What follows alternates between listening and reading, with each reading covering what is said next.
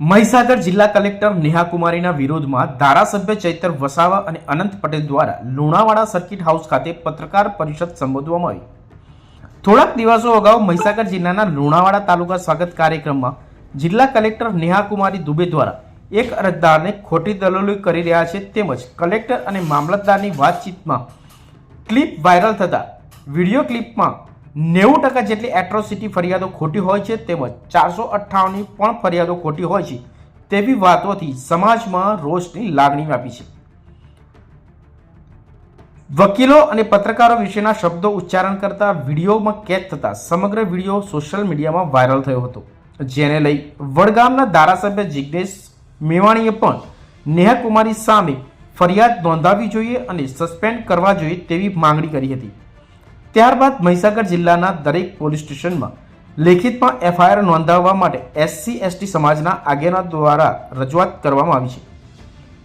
વધુમાં ધારાસભ્ય ચૈતર વસાવાએ જણાવ્યું હતું કે આજે અમારા સાથી ધારાસભ્ય અનંતભાઈ પટેલ અને ગુલાબસિંહ સાથે અમે મહીસાગર ખાતે આવ્યા છીએ અને કલેક્ટરશ્રીને અમે હાલના તબક્કે મળવા માટે જવાના છે। જે સરકારી કાર્યક્રમ હતો તાલુકા સ્વાગત કાર્યક્રમમાં એક વ્યક્તિ સાથે અરજદારની શું રજૂઆત હોય છે એને સાંભળ્યા વગર અમે કોઈ અરજદારની તરફદારી નથી કરતા, પણ જે પબ્લિક પ્લેસ પરથી જિલ્લા કલેક્ટરે જે આદિવાસી અને દલિત સમાજ પ્રત્યેની એમની માનસિકતા છતી કરી છે, જેની અમે નિંદા કરીએ છીએ।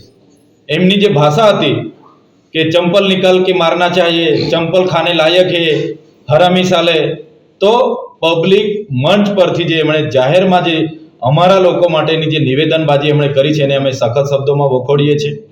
સાથે સાથે સંવિધાનમાં અત્યાચાર નિવારણ માટે ST/SC માટે એટ્રોસિટી એક્ટ જે બન્યો છે ત્યારે એમણે કીધું કે આ લોકો આદિવાસી અને દલિત લોકો આ એટ્રોસિટી એક્ટનો ઉપયોગ બ્લેકમેલિંગ કરવા માટે કરે છે।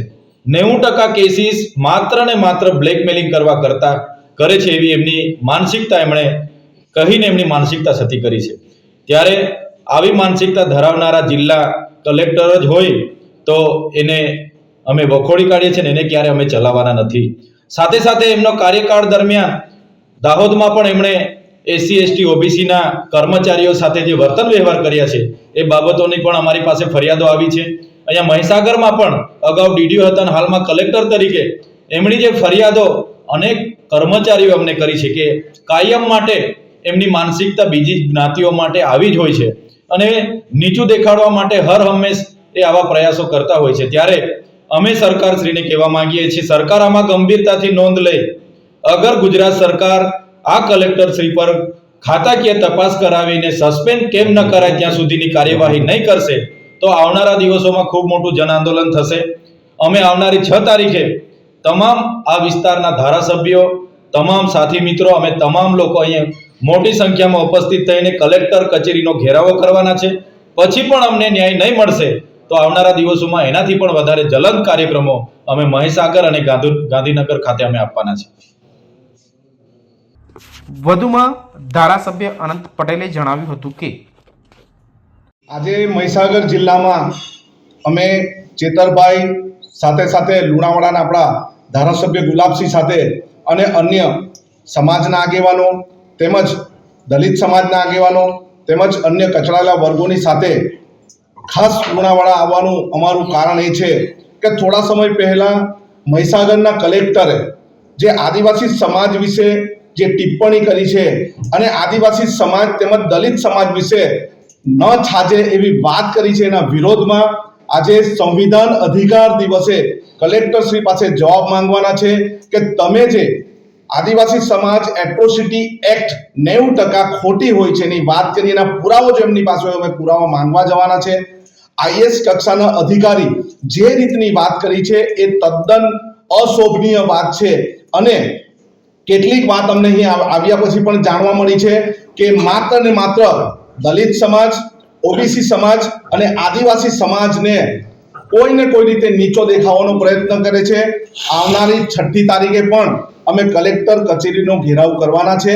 આવનારા દિવસોમાં આદિવાસી સમાજ દલિત સમાજ, અન્ય કચડાયેલા સમાજ વિશે જો એમણે કોઈ પણ ટિપ્પણી કરી હોય તો અમે એમના પર ફરિયાદ પણ કરવાના છે. આગામી રણનીતિ શું રહેશે? આગામી રણનીતિ અમારી એવી રહેશે કે 144 ની કલમ લગાવવાનું કારણ શું છે. આગામી રણનીતિ અમારી એ જ રહેશે કે અહીંના મંત્રી જે આદિવાસી સમાજમાંથી આવે છે કુબેરસિંહ ડિંડોર ચૂપ કેમ છે, અને આવનારા દિવસોમાં અહીં અમે એક અઠવાડિયું રહીને ગામડે ગામડે ફરીને 6 તારીખના આંદોલનની તૈયારીના ભાગરૂપે અમે ગામડે ગામડે ફરવાના છે.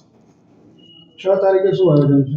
6 તારીખે અમે કલેક્ટર કચેરીનો ઘેરાવો કરશું અને એમને તાત્કાલિક સસ્પેન્ડ કેમ ન કરવા એના વિશે અમે લડત ચલાવીશું. મહીસાગરથી વિજય જોશી સાથે જોતા રહો સત્ય વિચાર ન્યૂઝ.